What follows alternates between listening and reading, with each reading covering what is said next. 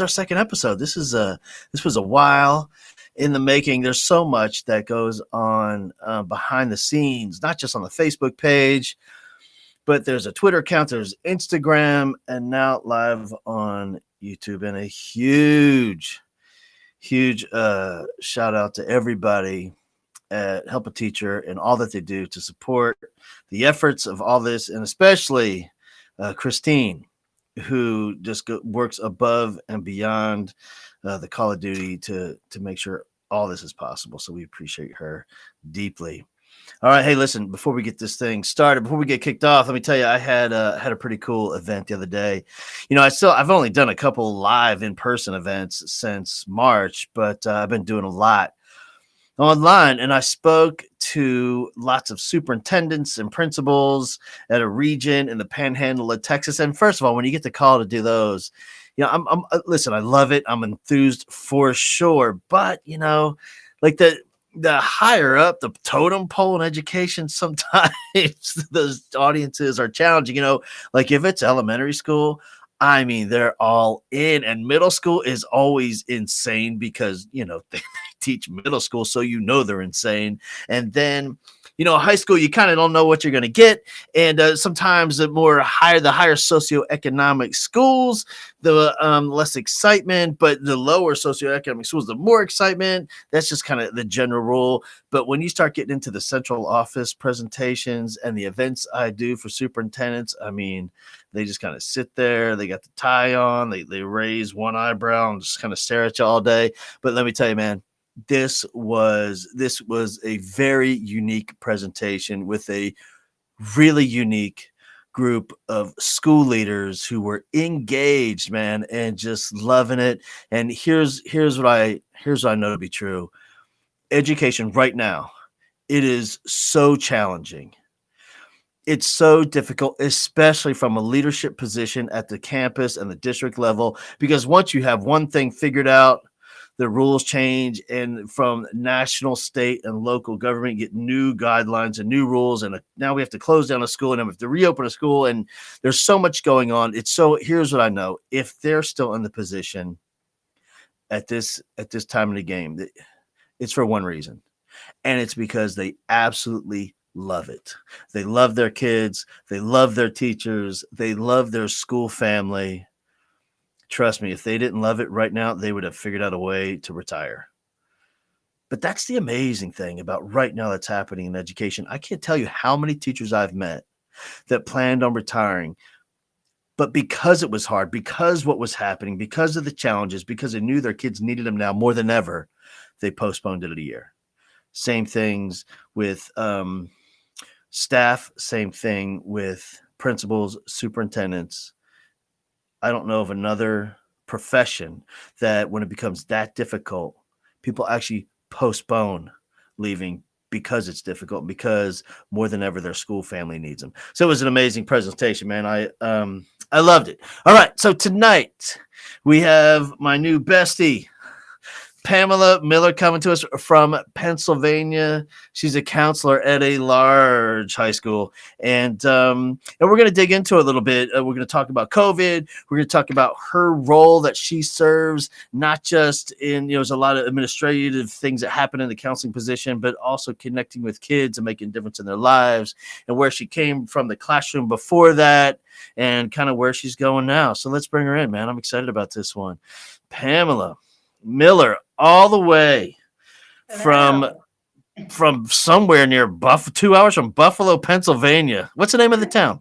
Erie, Pennsylvania. I know Erie, Pennsylvania. There's not a better named town for this time of the year with Halloween coming up. True. There you go.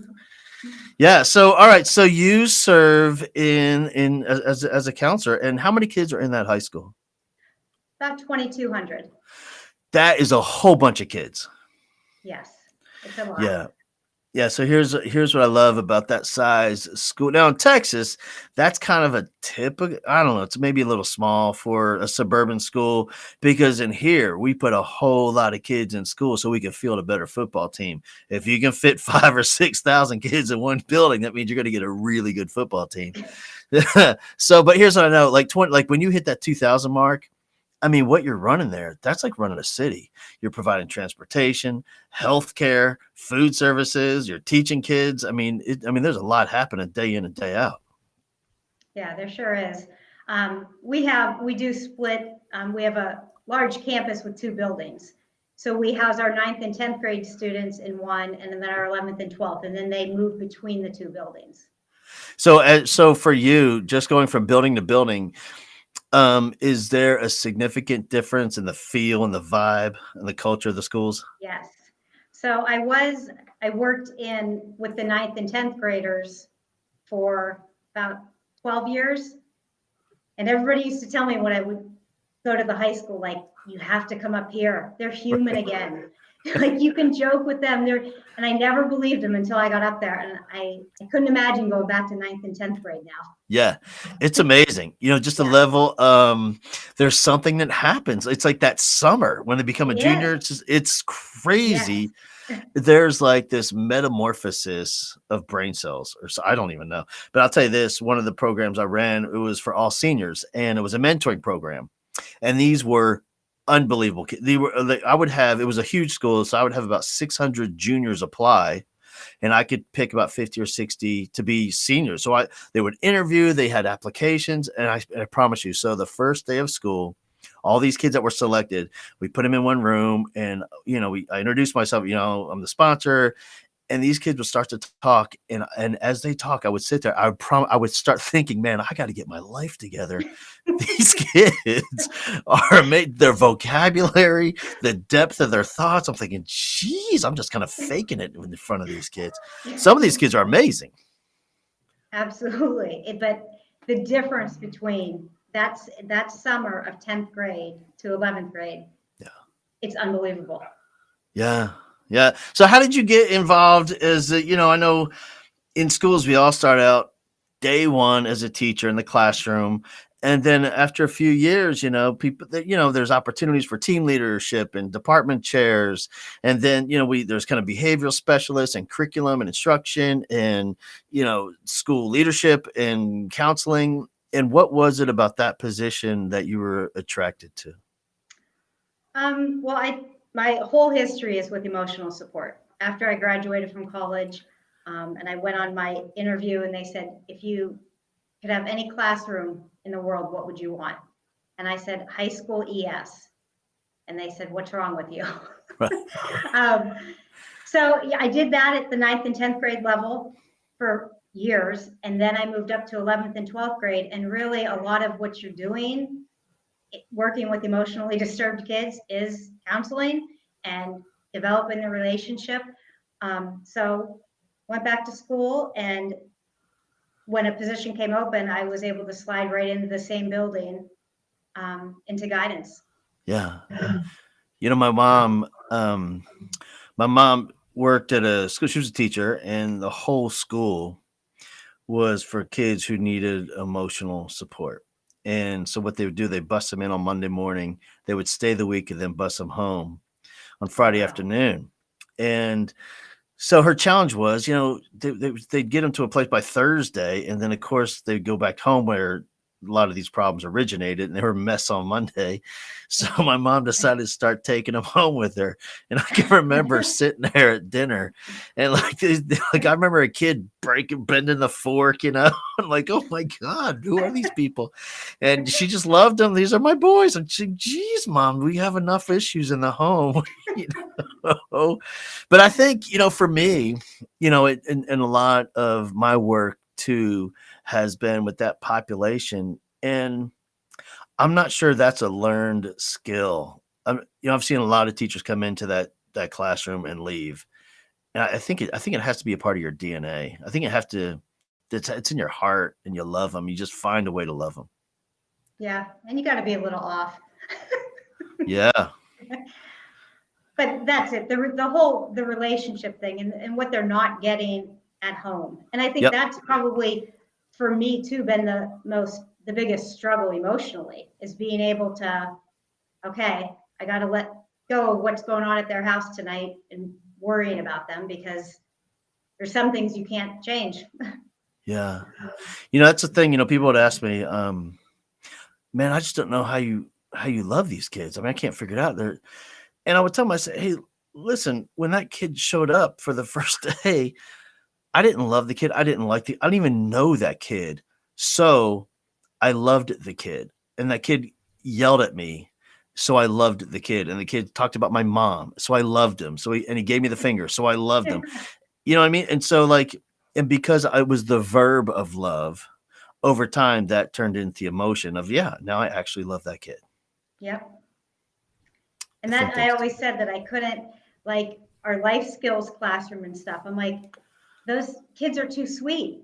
Like I would just want to hug them all day and be nice. Like I need the kid cussing me out. I'm like, okay, now I can hold you accountable. Yeah.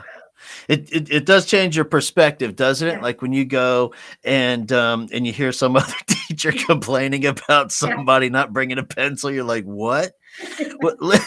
Come back and talk to me when he's using the pencil to stab somebody. Then I'll get involved. Then now we have an issue. You mean nobody was arrested out of your classroom today? What are you whining about? I know. Yeah. I think also early in my career, I remember it was a really just kind of significant moment. It was my first year, and it was just a horrible day. And because I'm young and I don't know how to teach, and I certainly don't know how to lead a classroom, and I'm 21 and hell, they're 18. So the whole thing was just bizarre, and I was just emotionally abused. And I remember after school going out to my Toyota Tercel to leave, and the principal saw me. It was a really small school. And he's like, Mr. Bowman, you're out here early, because I'm beating the buses on that day. And I said, yeah, man. And he said, well, what's going on? I'm talking about this kid. He's horrible. That kid is terrible. Like, I don't know, he's a psychopath or something. And he says, here, and he hops in my car. He goes, I want to show you something. Start driving. And we drive out of the school and we take a left, and he goes, drive a couple blocks and take a right. And it was less than a minute from the school. And he goes, pull up here on the right.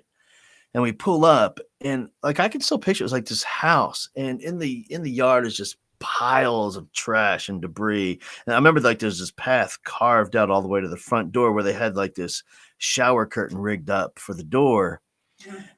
And I've never seen poverty like this. And there's dogs chained to trees, and he says, this is where he lives. And I'm looking at this, and he starts telling me about this kid's life in this home and all he's endured. And he's like, man, he goes, you know what? He goes, based on where this kid lives and what he sees every day and what he has to deal with at night, those few hours we have him during the day, he's doing pretty good. And I was like, man, you're right. I had, because I grew up in kind of a middle class. I had a mom and a dad, and I'd never, when you're 20, you don't know. I don't know. I didn't ever know people lived like that. It is. It's heartbreaking. I think that first year I was in emotional support, I went home every day and cried. Yeah. What those kids were going home to every night. Yeah. And I think that's the thing that we forget sometimes in just kind of the typical regular classroom setup. Where like when you're in a class full of kids that all need emotional support and there's some psychological challenges happening there, we know immediately to focus on the why. Why is that? What's the story behind that? But I think over time, if you're just in a regular classroom with a whole bunch of typical kids, and when a challenge happens with a kid, you forget to wonder about the why. You forget to wonder what the story is that served as the impetus for that behavior. What caused the emotion that drove the behavior? I think sometimes we forget about that. We lose perspective. Absolutely. Yeah. And so when you were in with those kids, so you've always kind of been in that compassionate, nurturing, peacemaking, negotiating role, and then you knew that was kind of a pathway to the counselor's office. Yes. So I then moved into guidance, and I missed my kids. I missed my ES kids. So we split our kids up by letters of the alphabet. So I have P through Z, 11th and 12th grade, but I've also taken all of the emotional support kids, life skills and autistic support, just because that's not a piece that I want to lose. You know what I mean? I want to keep in touch with them. I want to keep that connection. Yeah. That's interesting. I know that the traditional way to split up kids among APs and counselors is alphabetically, but man, I wonder if there was a way, like some sort of simple personality test, because there's a group of Oh my kids that gosh, some yeah. teachers thrive with. So there's a group of kids that some teachers love, and I don't do well with the upper middle class kid with that issue. I just don't understand the person. I don't like it. I love kids with a story, that have a challenge. The little, little nasty, a little like a dirty Yeah. kid. You know, yeah, that's interesting. And so I'm curious, in your state and in your school, it differs from state to state. But do you get to do much guidance and counseling and working with kids? We do. Good. Um, we do have in each one of our buildings too, we have a mental health specialist through an outside agency. So if the kid needs like a weekly counseling appointment, we do have an outside counselor that comes in. Um, there are those certain kids that don't want that, or their parents won't give permission. Yeah. So then I get to work with them exclusively. Um, and then there is all the paperwork and the testing, but do a lot with, obviously, this time of year, college applications. Been a little bit more difficult this year to do all that. Um, and I think the biggest thing, not to get off track, but with COVID, is Yeah. that those kids, like those ES kids, that home is not their safe place. And we were shut down from March 1st last year. Like, yeah, we can email them, we can try to call them, Zoom them, but they can't be open with you about what's going on because there's other people there. And I think that was probably our biggest struggle in the spring, Yeah. was really those kids that home is not a good place for them. I've always I've been interested in that. When I remember when we first shut it down here, and I would drive around, the neighborhoods, I would see these kids sit outside of their homes. I know their parents aren't home, and I in the apartment complex, you see the kids sitting on the steps going up to the second floor, and it just reminds you that in school, on campus, that really is where their family is. Their moms and their dads and their brothers and their sisters. That's their real family. And it was just so sad. And I knew we had to shut down. Like, I get it, and it's not a political thing for me. Like scientifically, that's what was best and what we needed. But man, I just could not wait for those kids to come back and to that place where they felt most safe and secure. Yeah. I think even now, our school, so if we would get so many cases, ours is like 8. So if between our two buildings we get 8 cases, we have to shut down for a week. We get 15, we have to shut down for 2 weeks. So we just went back on Monday because we were shut down for a week because I think 3 of our sports teams got it. And just that interruption again for the Yeah. kids. Parents had the choice going back this year if they wanted to do our cyber academy or if they wanted to do virtual. And we're on a hybrid, so half the kids come Tuesdays and Thursdays, half come Wednesdays and Fridays. But it's just that constant interruption is just so unhealthy for them. Especially, like, I think we really underestimate just how much consistency plays a role in happiness. There's this great book. I don't have it here. I can't even think of the name of it. And I'm not a big reader. I just like to buy books to make people think I'm reading. And a superintendent sent me this one. It's all about, I think it's called Beautiful Boundaries or something like that. And it's all about how safe and secure and how freeing it is for a kid to have consistent boundaries in their life, not just physical but emotional as well. And it talked about, like a playground was this perfect metaphor of when they had this fence around the outside of the playground, all these kids focused right there in the center, in the core of the playground.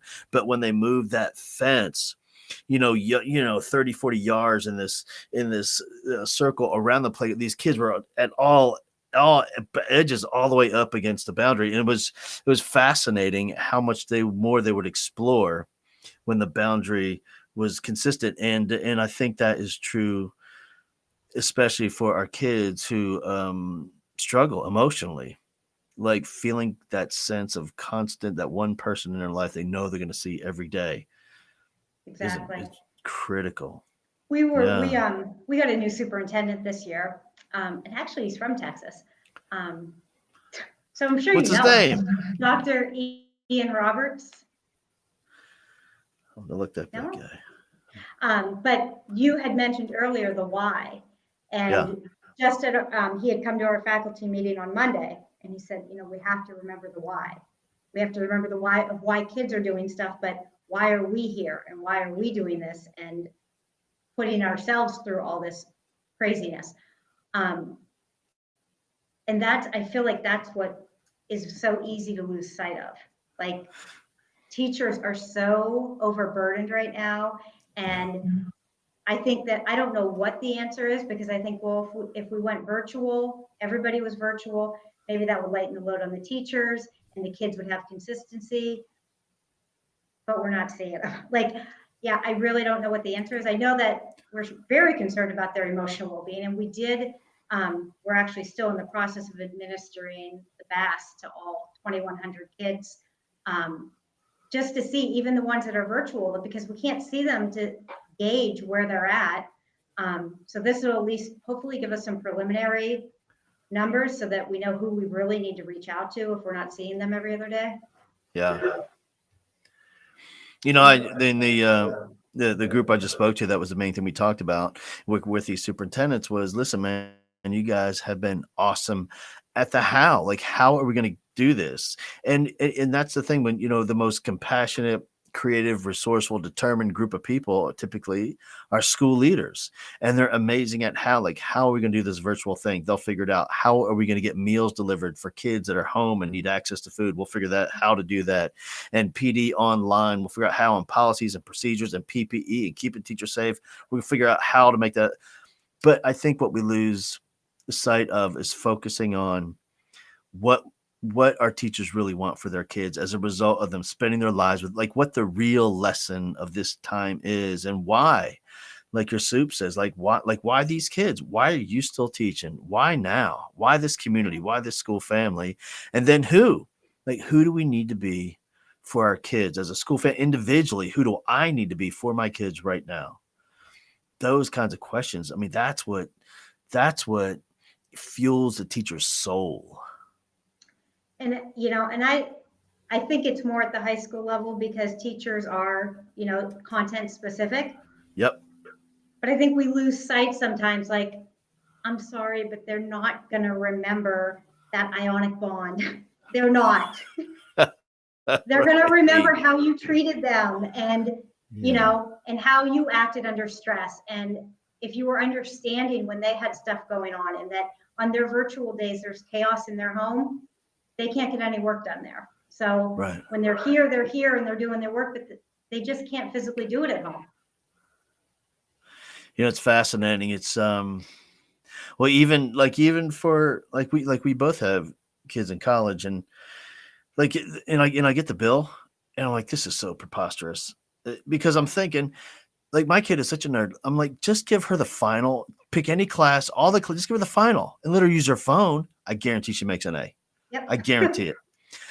Like, they have access to the information. So that really is the question, I think, for all teachers, that for me, that's the teacher's heart, is when they can connect what they really want for their kids as a spending their lives with this person, the most influential adult in their life, when they can have that connection with that person and then use the content of the classroom to instill that lesson in that kid.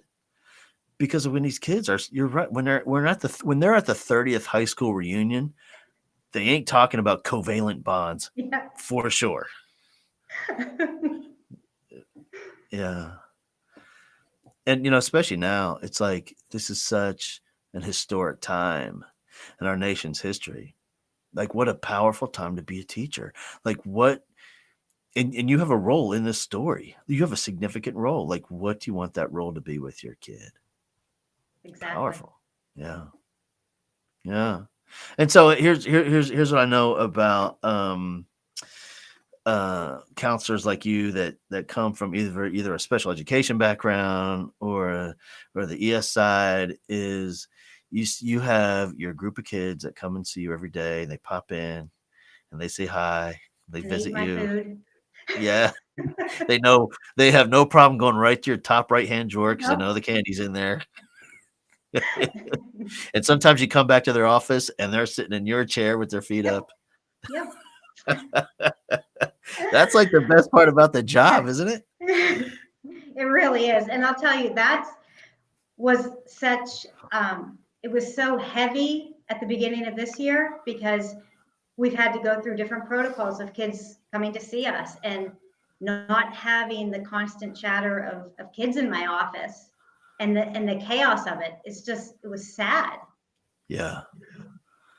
Yeah, it is. It is a crazy lonely. That's the most bizarre thing about going to visit a central office. Like, there's nobody says hi to you. There's no Yeah. kids running around.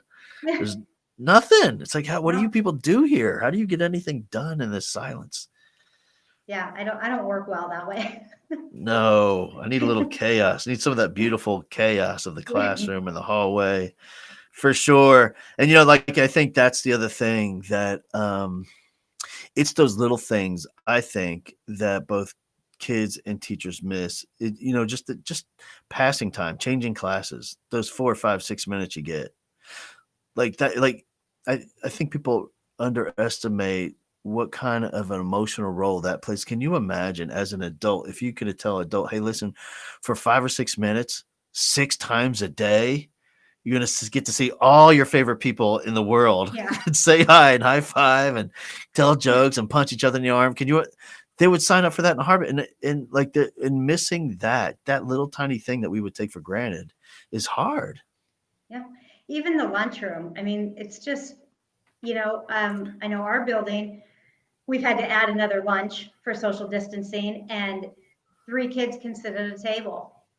Like, it used to be at the beginning of the year, all of us counselors were down in the cafeteria making sure nobody was sitting alone. And it's like, now they're all alone. Like, Yeah. because they're not really talking. Like, it's just a different vibe all around. Yep. I think I never imagined hearing my son say, I can't wait to go back to school. Yeah. Because he's one of those kids. He's not, he's not an academic guy. He's a kinesthetic. He's just a boy, and he wants to, Yeah. he's 14. He don't want to sit in a desk, but right now he does. He really Yeah. wants to get back in the classroom. So for you and your school, you guys shut down right now? No, we came back on Monday. Okay. So and then the rule there, it's just it takes 8 cases and you shut it down again. Yeah, it has to be, it's 1% of the attendance on that day. Yeah. So we're averaging like we have a blue day student and a white day student because our colors are blue and white. Hmm. We have about 800 on each of those cycles. So if we get 8, that's kind of the magic number. Yeah. And then so you guys have what, like you have 20% or so that are full-time virtual kids? Actually, yeah, we just ran that number today because after we closed down for the week, this week the phone calls were coming in like crazy, parents wanting to switch their kids to virtual. Yeah. So, yeah, and then we don't have that many in our cyber program, probably around 100 in our cyber program. Mhm. Have you found some of your kids? I've heard a few stories where there have been some kids that move from the classroom, that traditional setting, into a cyber program or 100% virtual, where they just blossomed. I've heard some teachers tell stories about kids that they didn't even know they had the kid in the class. Just some kid sitting in a Yeah, corner over there, but they got online and this kid just blossomed into this crazy, amazing student. there have been a few. Yeah. Um, Unfortunately, I just feel with the virtual part of it, like the days those kids aren't there, they're not engaged. Yeah. Um, and we're really starting this week. We started a whole new process of trying to track those kids and, talking about, are we going to go start doing home visits? What are we going to do? We have to figure out why this is happening and what is going on that's prohibiting them from participating in class, from turning in work. Like, Yep. It's, it's so hard to be self-motivated as a teenager. I mean, first of all, with anything, but especially stuff you're not truly passionate about. It's just, you're just playing the game, you're getting through it. And now I have to do what? And, I can't, in fact, my son, we're here in Houston, in our Houston school district, we're 100% still online. And I think in a few weeks you get to have a choice, and my kid's not going to go back, but, so everyone's online right now. So it's all day online, all day. And so he's in the side room and I'm back in the office, but I could hear my wife yelling at him, "Get off your phone. I can see you on your phone. This is chemistry time, not phone time." And I can hear him yell back. It's because she's saying, get off of Snapchat. And I can hear him yell back, "I'm not on Snapchat. I'm cheating." Get it right, Mom. Come on. Be ridiculous. And I thought, well, hell, at least he's honest. And True. and I don't know if it's cheating anyway. If I need to figure out something for my business, I'm on Google. I mean, come on. And that's it. You're using tools that you have at your disposal. Like, he's resourceful. Yeah. Right. Even if I think I know the answer, if I'm not totally sure, I'll look it up. Come on. Yeah, why not? Right. The thing about, kids being successful in that, I just remember when I was doing my graduate work and would take classes online. That deadline was Sunday night at midnight. I know when I was doing it, and I'm an adult. Like, yep. The problem is kids don't ever then push it into high gear to get it done. Right. So a whole lot of Sunday evenings. Yeah. Mom, are we having dinner? You're on your own. Don't talk to me. Exactly. For sure. Hey, what would for you? I know there's a lot of teachers. I've never seen. One of the things that concerns me the most right now with teachers is our best teachers are the best of the best are in this business for one reason, and that is to change a kid's life, to make a difference in the life of kids. And this is a time where I know a lot of them just can't find the evidence of that happening. They don't see their efforts paying off. They don't have that feeling emotionally. And that's the payday for them. Like, that's their paycheck, is that emotional, that emotion that they feel when they know they're making a difference. And I see a lot of teachers struggling. And from looking from the outside in and looking from the counselor's office into that window of that world with those teachers, is there any advice or anything you could say to them to help remind them what this thing is really all about? Yeah, I always said when I was in the ES classroom, as opposed to my friend that was teaching honors, that I measured success differently with my kids. Still to this day from ES, I think I had 2 or 3 kids go to college and graduate. That was a norm for her. I think especially because of COVID, we have to change, not lower expectations, but change what we're measuring success by, which right now it is these kids' emotional well-being. Like, and I'm not saying don't worry about your content, but these kids have been traumatized by this, as have we. But they're more, this is who they are, is they're social. This is their, the age of, that's all they want to do is be around people and play and talk and laugh. And they haven't had that. They've been cooped up at home. God knows what's going on at home. So it's just changing how we measure the success for our emotional fulfillment. I've been, even with I don't want him to hear me, but I can even hear my boy. I can hear his teachers. They're almost at the point of begging. When I look at his screen, I see the teacher, but I see all the little, just letters, just initials, because no one turns their camera on. And here's this poor teacher, 6 classes a day, just talking to themselves on the screen. Yeah. And I'm thinking, oh my gosh, how insanely hard is that? And they're at the point, just please Yeah. Please, if you feel comfortable, I can't make you. I promise I'm not making you, but if you feel comfortable. Well, and that's the other thing is that, so I think in most school districts around here, it's a Monday morning and I have these kids sitting in front of me. I have my kids that I'll see tomorrow are virtual, plus I have my kids that are 100% virtual. So in essence, they're doing 3 lesson plans per class per day, like Yeah. have tripled their work. And then they're not seeing the fruit of that because kids aren't doing well or they're not doing the work. And it's like, we're gonna have a bunch of alcoholics. Yep. I'll tell you what, I texted a friend of mine and I was making a video for his class and I said, "Hey brother, how's the year going?" And I've known this guy at least 18 years. And the text I got back, I'm reading this thing, and it was just full of foul language. I'm like, oh my God, I've never even heard him cuss. I'm like, dude, are you okay? I'm like, oh my God. And he said he's never worked so hard in his life. He said up all night, all weekend long, just trying to keep afloat and prepare.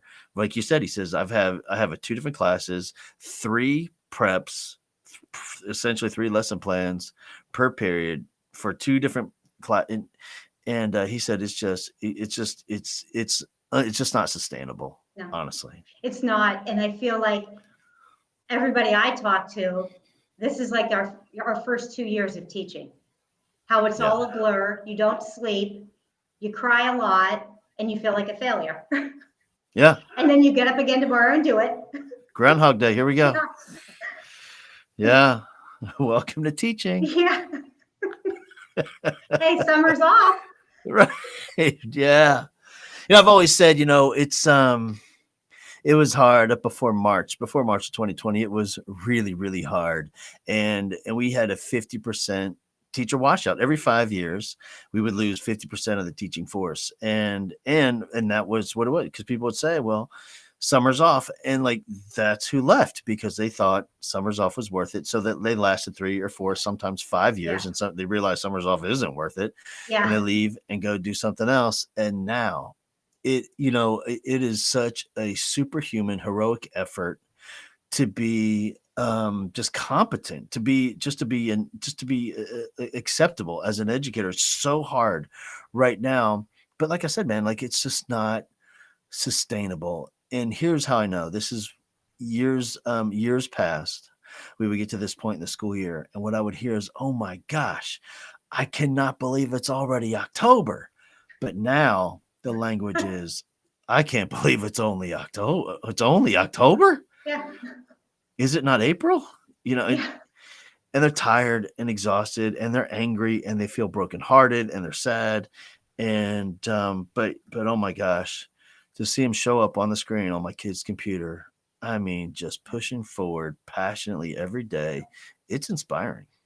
And that's what we've had some meetings with our administrators, and they're trying to, like, what can we do to boost morale? What can we do Yeah. to support?